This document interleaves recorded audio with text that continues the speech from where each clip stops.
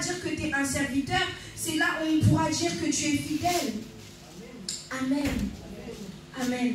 Nous allons prendre 2 Corinthiens 6, verset 14.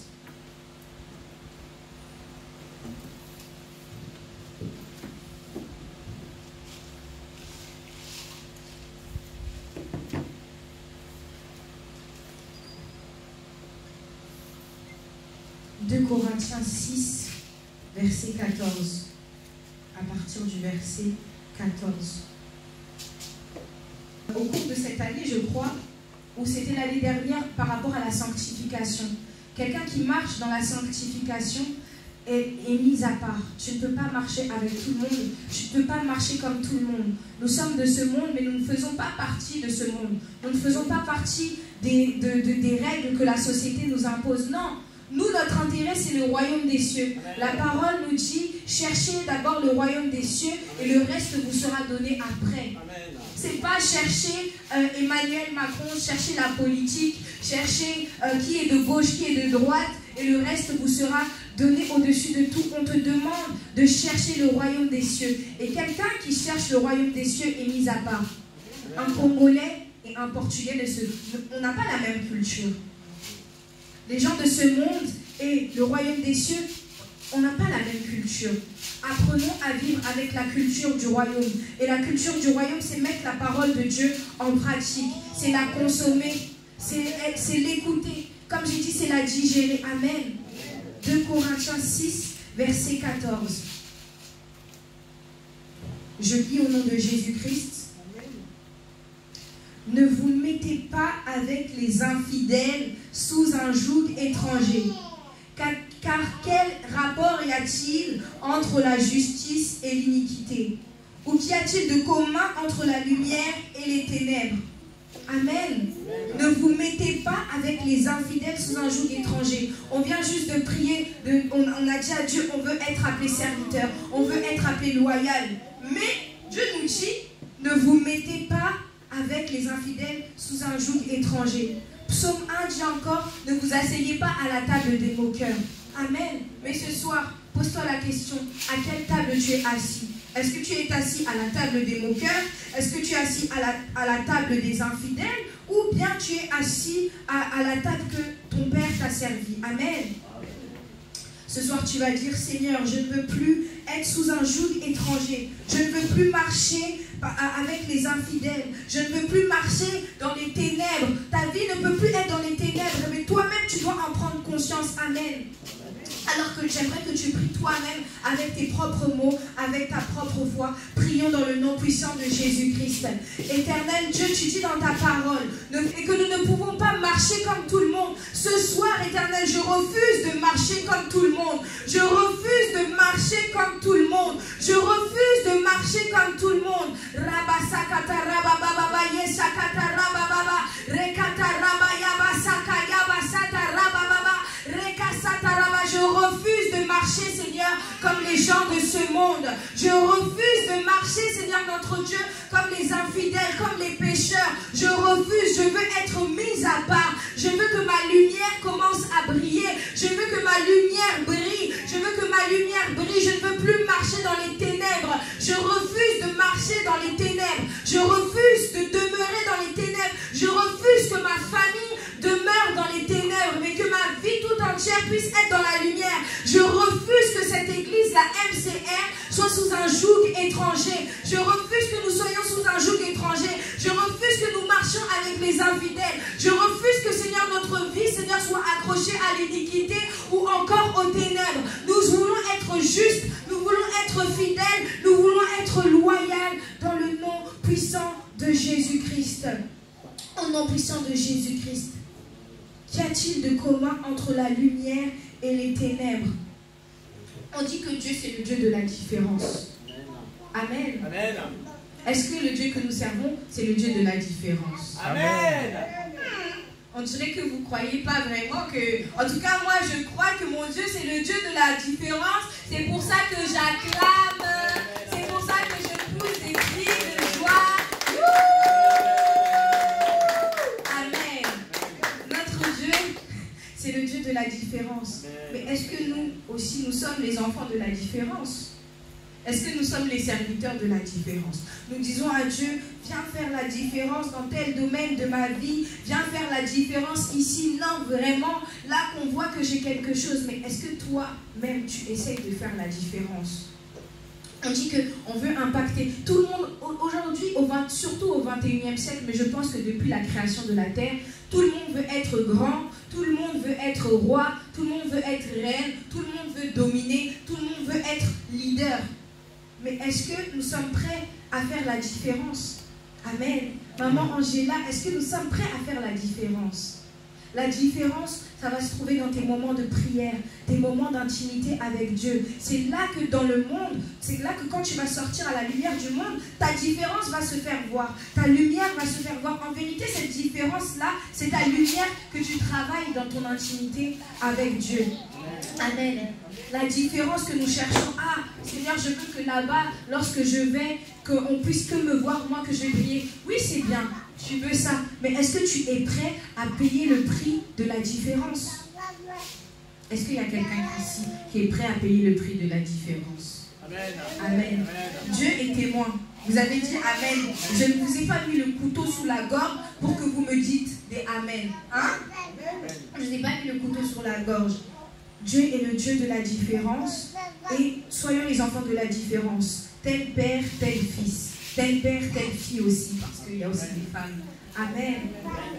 Nous allons continuer toujours 2 Corinthiens 6, verset 15, à partir du verset 15. Quel accord y a-t-il entre Christ et Bélial? Ou quelle part a le fidèle avec l'infidèle?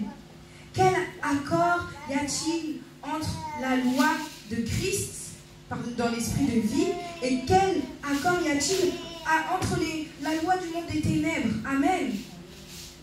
Tu vas dire, Seigneur, en tout cas ce soir, je comprends que tu es le Dieu de la différence. Je comprends, Seigneur, que tu veux me différencier. Alors, Seigneur, je ne veux plus être sous les lois de mes familles, sous la loi de ma famille. Je ne veux plus être sous la loi de la société. Mais je veux, Seigneur, être sous la loi de l'esprit de vie en Jésus-Christ. Amen. Prie toi-même. Prie pour toi-même. Ouvre ta bouche toi-même. Amen. Je prie au nom de Jésus-Christ. Éternel Dieu, tu dis dans ta parole, quel accord y a-t-il entre Christ et Bélial?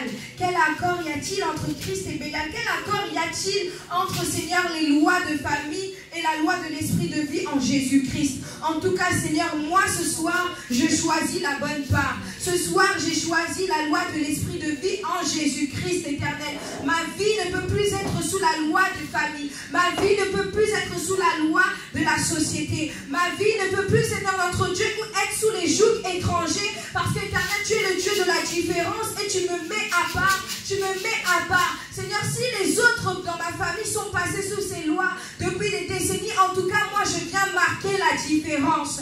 Moi, je viens marquer la différence. Ma vie, Seigneur, et la vie des personnes qui vont suivre dans ma famille, Seigneur, sont sous la loi de l'esprit de vie en Jésus-Christ. Éternel Dieu, dans cette église, si nous étions sous des lois, Seigneur, étrangères, en tout cas, à partir de maintenant, Seigneur, nous marchons sous la loi de l'esprit de vie en Jésus-Christ. Nous sommes enfants de lumière. Ce soir, je dis que tu es enfant de lumière. Ce soir, tu es enfant de lumière et tu dois être la lumière dans ta famille. Tu dois être le Joseph de ta famille. Amen. Tu dois être la lumière dans ta famille. Tu dois être la lumière dans ta famille.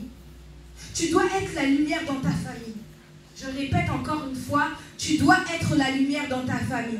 Amen. Tu dois être celui qui amène ce feu dans ta famille. Amen. Tu es celui par lequel la liberté doit entrer dans ta famille. Amen. Tu sais, des fois, une seule personne ouvre la porte et le reste passe. Regardez, la mer Rouge, elle a été ouverte en deux. C'est qui a ouvert la mer Rouge? Est-ce que c'est les millions d'Israélites qui étaient derrière Moïse ou c'est Moïse? Pourtant Moïse, c'est Moïse qui a levé son bâton. La mer Rouge est ouverte parce que Dieu a écouté sa prière. Dieu a accepté que la mer Rouge puisse s'ouvrir. Et les Israélites sont passés. Accepte d'être le Moïse dans ta famille. Ta prière seulement peut ouvrir la porte de toute ta famille et des générations à venir.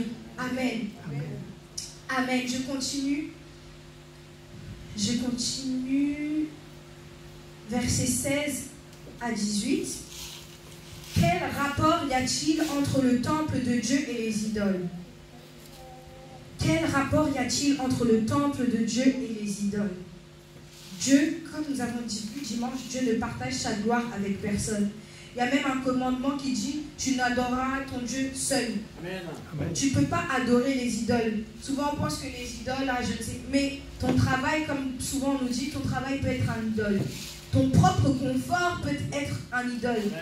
Nous qui aimons trop être confortables, on va passer à côté de choses. Être serviteur, c'est une vie de sacrifice. Être serviteur, c'est une vie de mise à part. Être serviteur, c'est pas une vie où tu es à l'aise, tu as ton verre d'eau qui t'attend ici, tu as, je sais pas, ton pondou, hein, Papa Roberto, ton pondou qui t'attend, ton macayab, je ne sais pas, ton bacalhau, comme on dit. Non, la vie de serviteur, c'est une vie de sacrifice. Amen. Il n'y a aucun rapport entre le temple de Dieu et les idoles. Et n'est-ce pas, la parole de Dieu nous dit, ne sais-tu pas que tu es le temple du Saint-Esprit? Il n'y a aucun lien entre toi et les idoles. Il n'y a aucun lien entre toi et les gris-gris. Il n'y a aucun lien entre toi et les horoscopes. En tout cas, bon, je ne pense pas, parce que je pense que Jésus-Christ nous a tous transformés. Mais en tout cas, ce soir, si tu lis les horoscopes, arrête. Parce que c'est un idole. Même juste pour lire, pour regarder, tu ne sais pas quelle semence.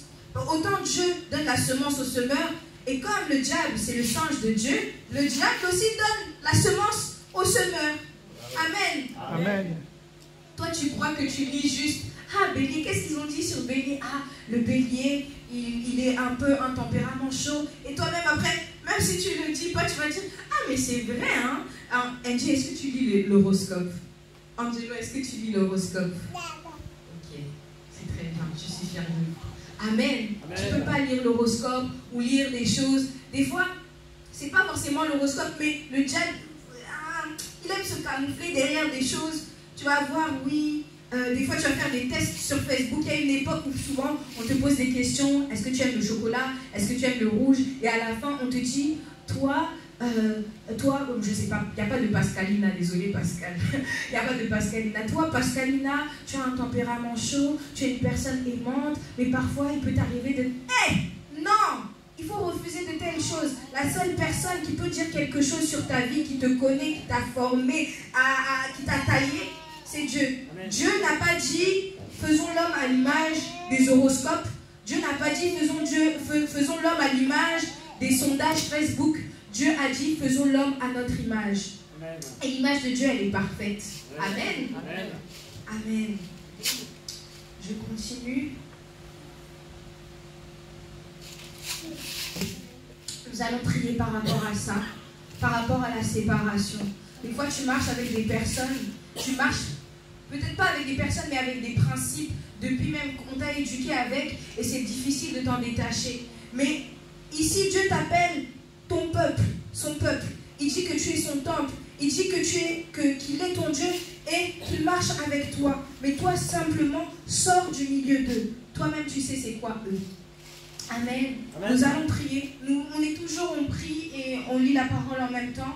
Amen. Tu vas dire, Seigneur, je veux sortir du milieu d'eux. Je veux sortir de ces mauvaises fréquentations, ces personnes qui m'empêchent, Seigneur, que tu marches avec moi. Parfois, peut-être c'est des fréquentations que toi-même tu ne sais pas, c'est des principes que toi-même tu ne sais pas, mais Dieu est le Dieu des révélations. Et si tu es sincère, Dieu va te révéler. Prions dans le nom puissant de Jésus-Christ. Avec ceux qui ne te rendent pas gloire, Éternel, je sépare-moi, sépare-moi, sépare-moi. Même, Seigneur, ces personnes avec qui je marche, avec qui je parle, avec qui je discute, Éternel Dieu, Seigneur, sépare-moi, sépare-moi, sépare-en moi, sépare-en moi, sépare-en moi, sépare-en moi. Ce soir, Éternel, je veux que tu puisses m'accueillir, je veux que tu puisses marcher dans ma vie, je veux que, Seigneur, je sois ton peuple, que je sois ton temple, que tu marches avec moi et qu'il n'y ait rien qui t'empêche, Éternel, de demeurer en moi, qu'il n'y ait rien qui t'empêche de demeurer en moi, qu'il n'y ait rien qui t'empêche de demeurer en moi. Éternel, que tu sois mon Dieu, que je sois ton serviteur, que tu sois mon Dieu, que tu marches avec moi, que tu marches avec moi, que toi seul sois mon allié, que toi seul sois mon conseiller. Toi seul sois mon conseiller dans le nom puissant de Jésus-Christ. Jésus-Christ, avant de remonter auprès du Père, il a dit, je vais vous envoyer l'Esprit de Dieu, qui est votre conseiller, qui est votre ami. Comme je l'ai dit dimanche, tu n'as besoin que d'une chose, c'est l'Esprit de Dieu. Tu n'as pas besoin de beaucoup d'amis. Je regardais une vidéo sur Instagram, il y a la liberté, hein, il y a la liberté, amen. Je regardais une vidéo sur Instagram et c'était une fille et un monsieur, ils étaient en relation. Le monsieur a invité la fille au restaurant pour son anniversaire. Et maintenant, la fille a invité 18 amis. À la fin, la fille commence à s'énerver contre son petit ami en lui disant « Mais pourquoi tu n'as pas payé pour mes 18 copines? Si tu payes pour moi, tu dois payer aussi pour elle. » Le petit ami, réaction normale, lui a dit « Mais tu es malade. » Il a dit « Tu ne vas pas bien. Moi, je t'ai invité pour ton anniversaire et toi, tu m'amènes tes copines. Finalement, lorsqu'on s'est mis en relation, j'étais avec toi ou j'étais avec tes 18 copines. C'est soit moi, soit les 18 copines. » Et après, finalement, ils ont cassé. Et des fois, c'est ça qu'on fait dans la vie, avec Dieu. Tu es là avec tes 18 copines, avoir beaucoup d'amis. Tu penses que... Moi, j'étais quelqu'un, lorsque j'étais jeune, on va dire, j'étais beaucoup complexée et je cherchais beaucoup l'amour des autres. Je cherchais beaucoup l'amour des autres. Je ne sais pas pourquoi. Peut-être quand j'étais petite, en maternelle, il s'est passé des choses, je ne sais pas. Mais j'ai toujours été quelqu'un, j'aimais l'attention. J'aimais qu'on me disait « Ah oui, je t'aime ». Et quand... quelqu'un, même des fois c'est quelqu'un, je n'étais même pas proche avec la personne, mais quand la personne me montrait un peu que voilà, elle s'intéressait pas trop à ma vie, et ben moi j'étais triste, limite déprimée. Mais non, la personne dont tu as besoin, l'amour dont tu as besoin, c'est l'amour de Dieu. Avoir beaucoup. Tu peux connaître beaucoup de personnes, c'est bien. Les connexions, c'est très bien. On a besoin de connexions, n'est-ce pas? Pour trouver un travail. Il y a même des gens qui ont trouvé le mariage grâce aux connexions. Il y a des gens qui ont trouvé des bonnes choses grâce aux connexions, des bons partenariats, des bonnes collaborations grâce aux connexions. C'est pas mauvais. Mais quand tu veux faire copain-copine avec tout le monde, savoir tout dans la vie des autres et que tout le monde sait ce qui se passe dans ta vie, en fait, on a dit qu'on veut faire la différence. Tu ne peux pas faire la différence comme ça. Si tu regardes vraiment dans la Bible, toutes les personnes qui ont fait des grandes choses, elles étaient seules. Je ne dis pas aussi de rester seule. Ça fait du bien, des fois tu es là avec tes amis. La vie de chrétien, c'est pas aussi une vie de prisonnier où on est là, à terre, soit loué toujours. Non, tu peux t'amuser, tu peux sortir avec des gens, c'est pas interdit. Mais il faut savoir, des fois, être tout seul. Il faut savoir chercher le conseil de Dieu et non pas le conseil des autres. Parce que imagine-toi, tu as 18 personnes. Cette fille, mais moi je me demande comment elle fait. Tu as 18 personnes avec toi. Tu vas demander un conseil à ces 18 personnes. Je suis sûre qu'aucune de ces 18 personnes va te dire la même chose. Et tu repars plus confus que tu l'étais déjà. Or, la parole de Dieu nous dit que celui qui se confie en l'Éternel n'est pas dans la confusion. Amen. Amen. Amen. Celui qui se confie en l'Éternel n'est pas dans la confusion. Le papa Roberto l'avait dit dans une de ses prédications, il disait que va chercher à d'abord parler à Dieu au lieu d'aller parler à quelqu'un d'autre, parce que tu es là, tu vas voir, tu as la facilité, tu vas parler, on dit ah ok bye bye, et quand tu te poses tu te dis mais finalement est-ce que j'ai eu la solution? Même vous là les enfants, Kingsley aussi, bon, il est fatigué, c'est pas grave. Kessley, Angelo et Angie, je vous conseille à vous là, qui êtes dans la jeunesse avec beaucoup de gens à l'école, il ne faut pas tout raconter. Hein. Il ne faut pas tout raconter à tout le monde. Hein. Si Angelo, tu racontais toi à tes camarades, ah moi tu sais à la maison, mon père il fait comme ça, mon père il fait ci, tu sais moi je... Non, les choses elles ne vont pas marcher. Il faut garder les choses secrètes. Amen. Amen. Amen. Amen, amen. Amen. On dit Dieu veut marcher avec toi. Dieu ne veut pas faire une petite balade comme ça de 15 minutes et puis chacun rentre chez soi. Non, Dieu veut marcher avec toi. Dieu veut faire de toi sa demeure. Dieu veut faire de toi sa demeure. Amen. Dieu ne veut pas juste être ton camarade de... Tu sais, nous, aujourd'hui, lorsque tu vas à l'école, on appelle nos camarades des 9h-17h. 9h, 17h, tu es là de 9h à 17h à l'école ensemble. Et puis à 17h, chacun rentre chez soi, chacun fait sa vie. Non, Dieu veut faire sa vie avec toi. Amen. Dieu veut faire sa vie avec toi. Amen. Il veut établir sa demeure en toi. Amen. Amen. Amen. Il ne veut pas établir sa demeure dans la plus belle des femmes, le plus beau des hommes, celui qui a le plus de voitures, celui qui, je ne sais pas, qui chante le mieux, celui qui a des abdos ou quoi. Que tu sois gros, grand, mince, petit, je ne sais pas, cheveux bouclés, cheveux courts, calvitie. Dieu veut faire sa demeure en toi et personne d'autre. Dieu veut marcher avec toi, il veut être un compagnon.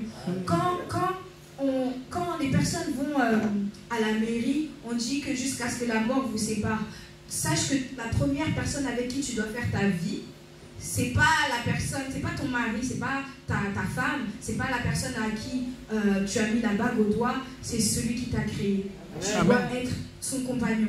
Et il doit être ton compagnon. C'est-à-dire que vous ne faites qu'un. Parce que si on nous dit, ce n'est plus moi qui vis, mais c'est Christ qui vit en moi, au final, c'est qu'on ne fait pas de distinction entre toi et ton Dieu. Vous marchez ensemble. Vous êtes une et même personne. C'est plus toi qui vis, mais c'est Christ en toi. Pose-toi la question ce soir, est-ce que Christ vit en moi? Est-ce que Christ vit en moi juste le dimanche quand les prophètes viennent et que je tombe et que je sens sa présence? Ou même lorsqu'il y a une situation qui m'énerve? Ah, des fois, il y a des situations qui m'énervent. Il y a des situations... Ah, je ne dirais pas que je suis nerveuse, mais... Non, je ne suis pas nerveuse. Ou quoi que... J'étais, mais Dieu a travaillé en moi et Dieu continue à travailler parce que la délivrance c'est tout le temps. Amen. Et j'étais quelqu'un où je suis encore des fois, il m'arrive, Seigneur pardonne-moi, continue à travailler en moi. Il m'arrive des fois des petits trucs, c'est-à-dire que je ne sais pas si c'est mon côté artistique. Vous savez, les artistes, ils aiment bien des fois que tout soit carré. Je dirais pas des fois maniaque non plus, mais des fois des petits trucs vraiment comme ça peut m'énerver et ça me gâche ma journée. C'est là où on doit voir que non, Dieu a fait ta demeure. Dieu a fait sa demeure en toi. Les situations qui t'énervent. Pense, il y a des situations qui nous énervent ici tous. Angelo, toi, s'il y a des situations des fois qui t'énervent, tu as envie de taper ta soeur. Ah, des fois tu veux taper ta soeur. Des fois tu la tapes même, je te vois. Des fois, Angie, toi aussi tu veux taper ton frère. C'est dans ces situations-là où tu dois te dire, non, est-ce que Dieu a véritablement fait sa demeure en moi? Est-ce que Dieu vraiment habite en moi? Dieu ne veut pas faire du temps partiel. C'est même pas un CDI. Parce que CDI, à tout moment, tu peux démissionner. Quoi. Non, c'est un contrat à vie. C'est un contrat à vie. C'est-à-dire que tu peux pas déchirer, tu ne peux pas décider, ah là, aujourd'hui, je te chasse de chez moi. Tu sais, des fois, c'est comment? Dans le monde, quand tu ne payes pas ton loyer, on peut te chasser. Mais ça, c'est pas comme ça. Tu ne peux pas chasser Dieu. Et Dieu ne peut pas te chasser parce que Dieu ne brise pas son alliance. C'est toi-même, des fois, tu chasses Dieu. Mais quand tu chasses Dieu, pose-toi la question. C'est qui vient être le propriétaire de ta maison? Hein? Qui vient être le propriétaire de ta maison? On a vu dimanche dans Ézéchiel 37, verset 5, que l'Esprit de Dieu veut venir en nous et que si un seul esprit, quand l'Esprit de Dieu vient, c'est 10 autres esprits qui partent. Mais maintenant, imagine-toi, si le seul esprit qui faisait partir ces millions d'esprits partait. Qu'est-ce qui se passe? C'est le comeback, le retour de tous les millions d'esprits que tu avais chassés. Quand tu es tombé, là, c'est tout ça, c'est eux qui font leur retour. Cherchons à ce que Dieu fasse sa demeure en nous. Séparons-nous des choses qui sont fausses. Séparons-nous de l'hypocrisie. Soyons vrais avec nous-mêmes. Le prophète Nathan était venu et il nous a dit une chose. Pour que nous puissions avoir la délivrance, il faut que nous soyons vrais avec 3 personnes. Vrai avec les autres. Tu dois être vrai avec et je vous parle parce que c'est la famille. Tu dois être vrai avec les membres de ta famille. S'il y a un problème avec un membre de ta famille, parle-lui. Dis-lui, ne garde pas. Ne garde pas et puis tu vas appeler tes tantes. Ah, regarde, un tel m'a fait ça, mais tu es en train de cultiver la haine. Dieu, lorsqu'il vient semer les choses, il vient semer la joie, il vient semer les fruits de l'esprit. La haine, ça ne fait pas partie de lui. Amen. Amen. Si tu as un problème, tu parles.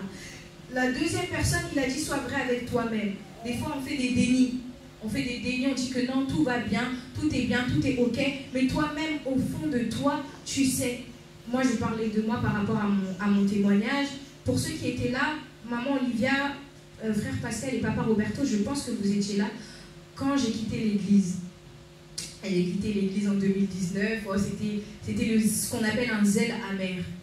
J'aimerais te dire, ne quitte jamais l'endroit où Dieu t'a appelé. Parce que si tu n'es pas dans le périmètre de sécurité de Dieu, il y a les Sambala, les Tobija, les lions, les tigres, les espèces bizarres qui t'attendent. Si tu veux faire l'expérience, vas-y. Moi, je te dis, vas-y, c'est bien aussi, va et vois. Et comme le fils prodige, tu vas revenir. Va et vois. Moi, j'ai vu, je suis partie, j'ai vu, et je ne veux plus jamais voir ces choses. En tout cas, Seigneur. Hey, amen, amen, amen, amen. Hey, ne sors pas de ton territoire. Amen. Hey, non. C'est comme si toi, tu fais partie de la base armée de la Belgique, et toi, tu vas, je ne sais pas, au Cambodge. Il n'y a pas de sens. Tu fais, ne sors pas du territoire. Va et vois. Si tu veux, va et vois. Si tu veux tester, tu veux goûter, vous devez goûter. Goûter, il n'y a pas de problème. C'est doux, mais quand tu arrives au bout, ça a un goût amer. Enfin bref, normalement, vous savez, j'étais partie de l'église parce que je cherchais Dieu. C'est-à-dire que c'est parti, il y a des choses qui partent d'un bon sentiment, mais si tu ne prends pas la bonne direction, eh bien, même si ça partait d'un bon sentiment, ça ne sert à rien. Chercher Dieu, tout ça. Et malheureusement, j'ai fait la rencontre de Sambala, des Tobija, qui viennent avec des perles dans les yeux, avec des pépites ou quoi. Tu sais, des fois, moi je regardais, on n'est que 10 personnes. Là-bas où j'allais, il y avait des lumières. Vous êtes là, louons le Seigneur. Il y avait des lumières, il y avait les choristes, il y avait les batteurs, il y avait tout, etc. Et on me témoignait un semblant d'amour. C'est-à-dire que leur technique, c'était quoi? Tu arrives, on connaît ton prénom, tout le monde vient te voir, merveille, comment tu vas? Et j'avais toujours, depuis que je suis petite, j'avais toujours ce besoin d'avoir l'amour des autres. Des fois, il faut que cherche à guérir tes blessures. Cherche à vraiment guérir tes blessures, à travailler avec Dieu, parce qu'il y a des problèmes que tu t'attires à cause des blessures. Et non, c'est-à-dire quand tu as déjà blessé et tu réutilises cette blessure-là contre une arme contre toi, non. Et une blessure, c'est quoi? C'est vrai, ça fait mal, mais tu viens, tu vas chez le médecin et tu cherches à être soigné. C'est la même chose. On a des blessures telles que nous sommes, des blessures depuis ton enfance. Des fois, il y a des papas de 60 ans, mais ils ont des blessures depuis qu'ils avaient 3 ans et ils continuent à se comporter en fonction de ces blessures. Enfin bref, ils me témoignaient un semblant d'amour. Je suis partie là-bas, on chantait Alléluia, louons le Seigneur, on chantait des chansons américaines. Nous ici, je voyais que les chansons américaines, j'ai dit, ah non, ça vraiment, ça c'est Canaan. Là où coule le lait, le miel, ça vraiment, c'est l'endroit où Dieu m'a appelé. Et les gens commençaient à avoir me dire des révélations. Oui, ta place, c'est ici. Tu vas faire de grandes choses. On commence à parler à ton ego. Tu vois, comme le serpent dans le jardin d'Éden. Qui t'a vraiment dit que on vient souffler à ton oreille, mais tu peux être plus grand que ça. Hein? Tu peux faire plus que ça. Et c'est ce qu'on a fait. On est venu souffler à mon oreille. On est venu souffler à mon oreille que oui, tu seras une grande personne. Tu vas prêcher dans cette église, tu vas évangéliser. Et voilà. Et maintenant, je pense que Dieu merci. J'ai des parents qui prient, j'ai une maman qui prie pour moi, et je faisais des rêves où Dieu me disait que clairement, merveille, non, moi je t'ai jamais appelé là-bas. Hein. Tu vois, des endroits, tu dis Dieu t'a appelé, Dieu te dit clairement, il t'a jamais appelé là-bas. Je faisais des rêves où Dieu me dit, non, ton enseignement, c'est ici dans la MCR. Et le diable, vous voyez comme il est malin, je refaisais des fois le même rêve, avec une première signification. Laisse-moi te dire que la première chose que tu as entendue, la première chose que tu as rêvé, c'est ce que Dieu t'a dit. Ce n'est pas la deuxième chose. C'est-à-dire que je pouvais faire un rêve à 10h, je me rendors, à 10h30, je fais le même rêve, mais avec une autre signification. Amen. Et des fois, c'est ça, le diable il vient te troubler avec d'autres messages, il vient t'emmêler, alors que le message de Dieu, il est simple. Il t'a dit A, il t'a pas dit A+. Il t'a pas dit A-, il t'a dit A. Maintenant, le diable venait avec ses A- et ses A+. Pour vous dire, j'étais même arrivée à un point où je cherchais des versets dans la Bible pour justifier mon choix de partir. Et je trouvais des versets, parce que la Bible, elle est riche. Des fois, je dis, oui, c'est ça. Le berger, je disais, oui, le berger qui n'entretient pas bien ses brebis lui seront arrachés. Je dis, oui, c'est pour ça. Alors que non, nous sommes dans une maison, en tout cas, Dieu a fait la grâce que nous ayons des parents qui nous nourrissent bien. Amen.